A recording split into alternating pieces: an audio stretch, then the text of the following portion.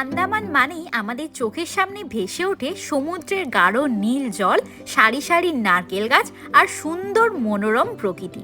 এই আন্দামানের ট্রিপটা আমরা নিজেরাই প্ল্যান করেছি। এখানে আপনারা কিভাবে যাবেন এবং কতদিনের ট্যুর প্ল্যান করলে পুরোটা ঘুরে দেখতে পারবেন, কোথায় থাকবেন, কি খাবেন, তার সাথে এখানে ঘোরার কি কি জায়গা আছে সমস্তটা ডিটেলস দেব বলেই আজকের এই ভিডিওটা শুরু করলাম। আমরা যাব বারুইপুর থেকে, তাই এখান থেকে একটা ট্যাক্সি ভাড়া করে আমরা এয়ারপোর্টের উদ্দেশ্যে রওনা দিয়ে দিলাম।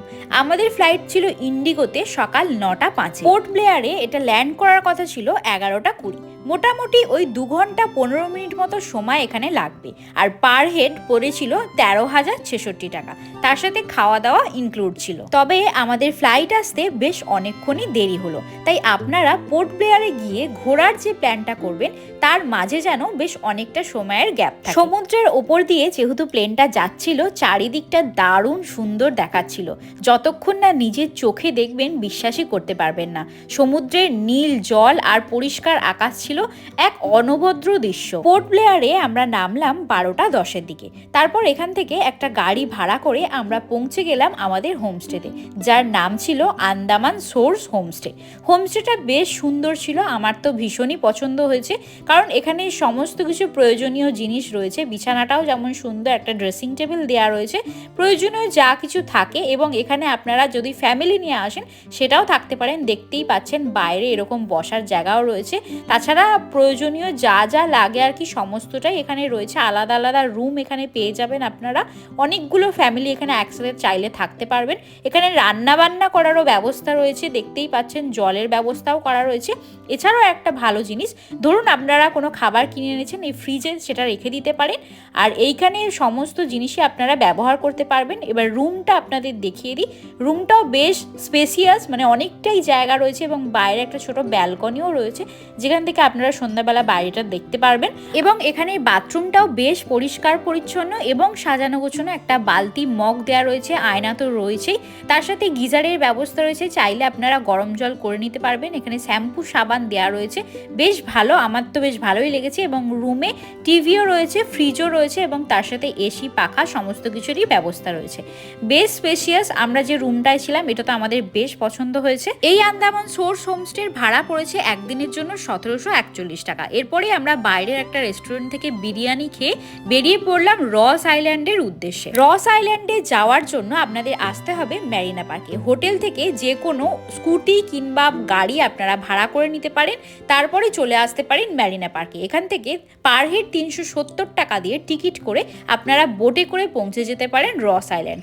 1 ঘন্টা ওখানে দাঁড়াবে, তারপর সেই বোটই আবার আপনাদের ফিরিয়ে আনবে মেরিনা পার্কে। এই রস আইল্যান্ডের টিকিট দুপুর 1:30 পর্যন্তই পাওয়া যায়, তাই চেষ্টা করবেন একটু তাড়াতাড়ি আসার। এখানে এসেই প্রথমেই যেটা আপনারা দেখতে পারবেন সেটা হচ্ছে উন্মুক্ত হরিণ।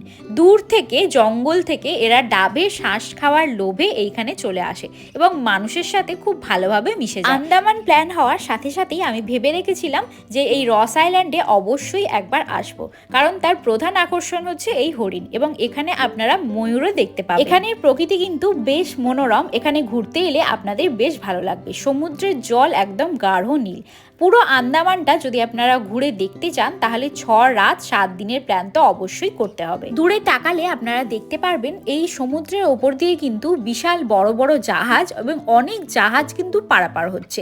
এইখানটা থেকে সমুদ্র দেখতে খুব সুন্দর লাগছে এবং দূরে যখন আমি তাকালাম দেখলাম প্রচুর প্রচুর হরিণ একসাথে এখানে ডাবে শ্বাস খাচ্ছে, যেটা দেখতে কিন্তু খুব সুন্দর লাগছিল। দেখা মাত্রই আমি ভিডিও করে নিলাম। এরপর আমরা একটা অটো ভাড়া করে যাচ্ছিলাম করবিনস কোভ বিচের দিকে। এটা যাওয়ার পথেই পড়বে ফ্ল্যাগ পয়েন্ট, যেটা আপনারা ঘুরে নিতে পারেন। এই পুরো আন্দামান ঘুরে দেখার সময় যে কোনো জায়গা থেকে আপনারা স্কুটি ভাড়া করে নিতে পারেন, যার ভাড়া পড়বে 24 ঘন্টার জন্য 400 থেকে 500 টাকা।